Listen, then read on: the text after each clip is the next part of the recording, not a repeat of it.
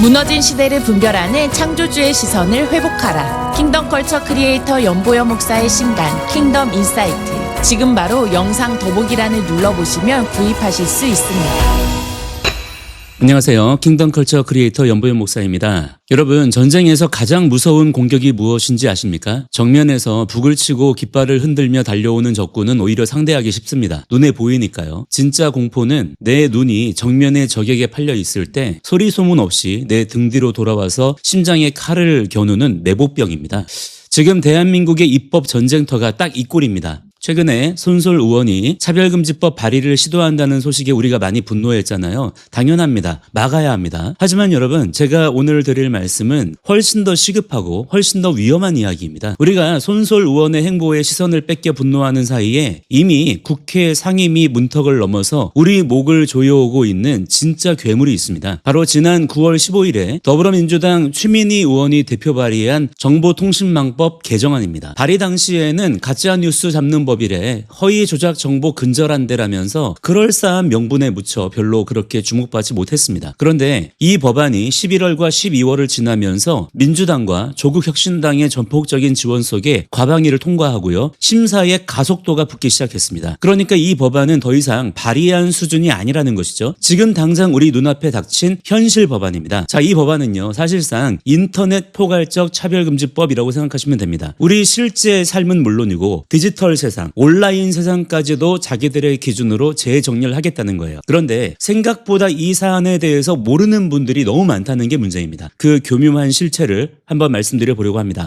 자, 많은 분이 9월에 나온 법안이 왜 이제 와서 문제냐라고 물으실 수 있습니다. 바로 여기에 저들의 노림수가 있습니다. 통상적으로 급진적인 법안은 발의되자마자 여론의 문매를 맞고 사라지거나 계류됩니다. 하지만 이 법안은 숙성 기간을 거쳤어요. 국정감사와 각종 정치 이슈로 국민의 피로도가 극에 달해 있을 때, 그리고 교계의 시선이 차별금지법 재발의라는 거대 담론에 쏠려 있을 때 조용히 상임위 테이블에 올려 가결 도장을 찍어가고 있는 것입니다. 지금 상황이 심각한 이유는 입법 동력이 붙었기 때문입니다. 거대 야당은 이 법안을 당론 수준으로 밀어붙이고 있습니다. 그들은 알거든요. 오프라인 세상을 통제하는 포괄적 차별금지법은 국민적 저항이 너무 거세서 당장 통과시키기 부담스럽다는 것을요. 그래서 전략을 바꾼 겁니다. 현실 공간은 나중에 점령하더라도 여론이 금방 만들어지는 사이버 공간부터 장악하자. 이것이 바로 최민희 법안이 지금 급부상한 진짜 이유입니다. 자, 이 법이 통과되면 차별금지법을 반대하는 우리의 목소리 자체가 인터넷에서 삭제될 것이기 때문입니다. 보급로를 끊고 본진을 치겠다는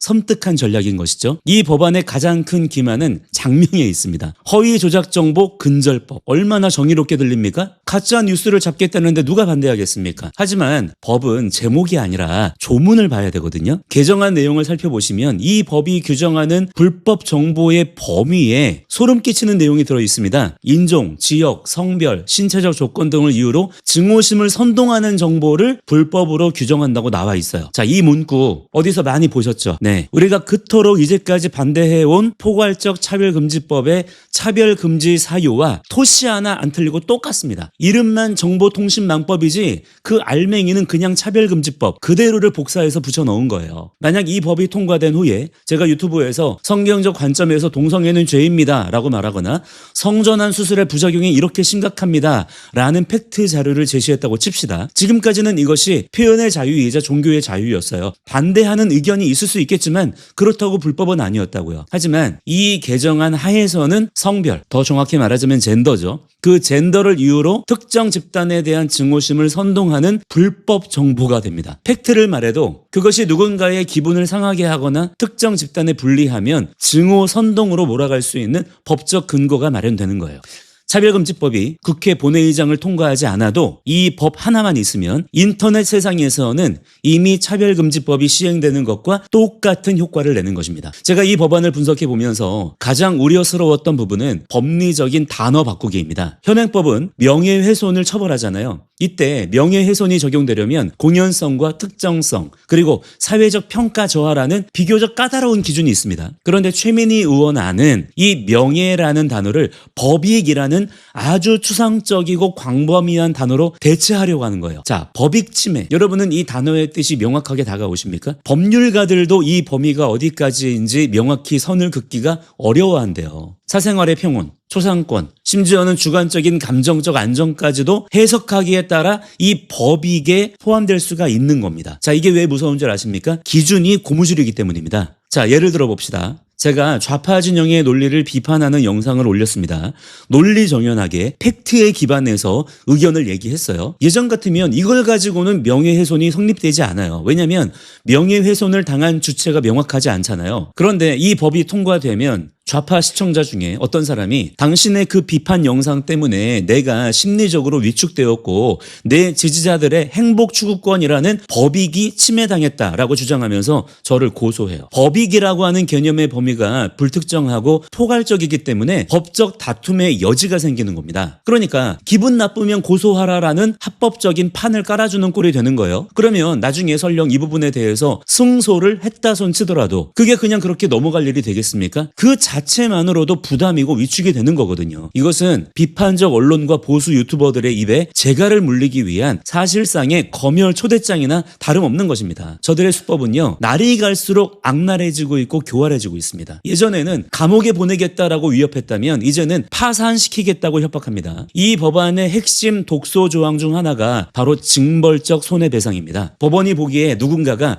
악의적으로 허위 조작 정보를 유포했다라고 판단하면 실제 손해액의 최대 5배, 손해액 산정이 어려우면 최대 5천만 원의 5배인 2억 5천만 원까지 배상 판결을 내릴 수 있게 해놨어요. 나는 진실만 말할 거니까 괜찮아? 라고 생각하신다면 여러분은 아직 저들의 잔인함을 모르는 겁니다. 내가 진실을 말했는지 아닌지는 전혀 중요하지 않다니까요. 그 진실성 여부를 그들이 판단하게 된다고요. 광우병 사태, 천안함 폭침, 후쿠시마 처리수 문제 때를 기억하시죠? 그들이 권력을 잡거나 사법부의 판단에 영향을 미칠 수 있는 위치에 있을 때 우리가 외치는 진실은요, 순식간에 악의적 허위 정보로 둔갑할 수 있는 거예요. 이게 단순히 유튜버들만의 문제일까요? 지금 시대가 어떤 시대입니까? 인스타니 페이스북이니 거의 대부분 SNS 하시잖아요. 또 교회들 중에 어지간한 교회들은 다 유튜버 방송을 하거든요. 그런데 예를 들어서 어떤 교회의 목사님이 강단에서 동성애 반대 설교를 했다가 이 법에 걸려서 억대의 배상금을 물게 된다면 어떻게 되겠습니까? 유튜브 채널 하나가 폭파되는 수준이 아니라 한 개인과 가정, 교회가 경제적으로 붕괴됩니다. 이것은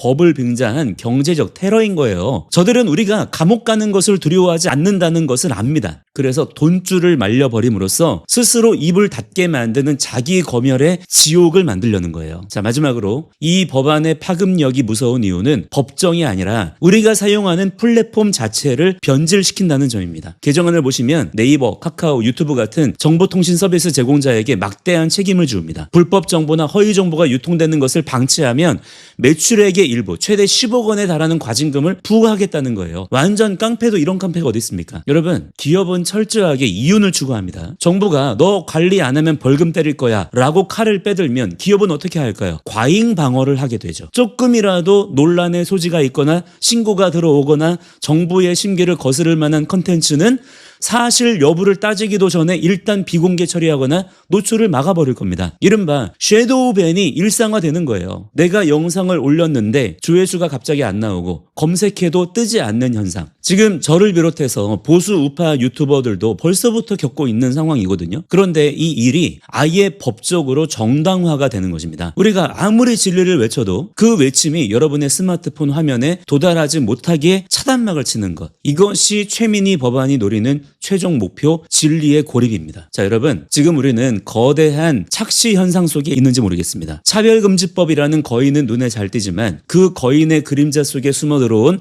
정보통신망법 개정안이라는 자객은 보지 못하고 있다랄까요? 9월에 심어진 이 악법의 씨앗이 우리의 무관심이라는 물을 먹고 자라서 이제 12월이 되었을 때에는 거대한 동나무가 되어가지고 그 열매를 매질을 하고 있습니다. 과방위 통과는요, 단순한 절차가 아닙니다. 이제 진짜로 쏘겠다라는 신호 신호탄인 거예요. 이럴 때 우리의 침묵은 저들에게 동의로 읽힙니다. 이 법안이 통과되면 저는 이 채널에서 여러분에게 동성애는 죄입니다. 좌파는 반기독입니다. 공산주의는 우상숭배입니다. 라고 말하는 순간 마지막 인사를 건네야 할지도 모릅니다. 아니, 영상 자체가 올라가지 않을 수도 있어요. 과장이 아닙니다. 좌파 이데올로기와 전체주의적 사고방식을 가진 이들이 법이라는 무기를 쥐었을 때 역사가 얼마나 잔혹해졌는지 우리는 기억해야 됩니다. 자, 지금 당장 right now 깨어나십시오. 그리고 주변에 알리세요. 차별금지법만 막으면 되는 게 아니었어. 인터넷 차별금지법이 이미 코앞까지 왔어. 민주당은 반기독 정당이야. 민주당은 공산주의자들이야. 라고 외치셔야 됩니다. 돌려 말하지 마세요. 돌려 말하면 못 알아들어요. 국회 입법예고 시스템에 들어가셔서 반대 의견을 남겨주시고 지역구 의원실에 전화하셔서